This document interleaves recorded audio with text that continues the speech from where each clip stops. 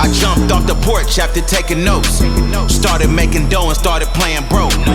I was making like in some of your videos, you said you didn't spend any money on courses in the beginning. It was like mostly self-taught. Yeah, I didn't have the funds to do that. I just didn't, like, there were only a couple people doing it at that time too, and all the courses were like $1,000. That was the sweet spot back then, $997. Yep. That was my whole budget, so I'm crazy. And then also, I hate to just put this out there. I don't condone this at all, but like, it's out there. If there's ever a piece of content that you really need to see and you really need to find, it's out there somewhere. And you could always buy in with another person and split it up, you know. If you're broke and you really want to get into some content, like, there's ways to get access to it. But I just used YouTube. I just used the free resources that were available to me.